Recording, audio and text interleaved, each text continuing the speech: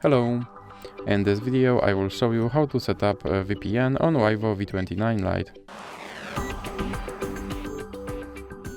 So you have to start by opening your Google Play Store, then click on search bar and type in Turbo VPN and click search.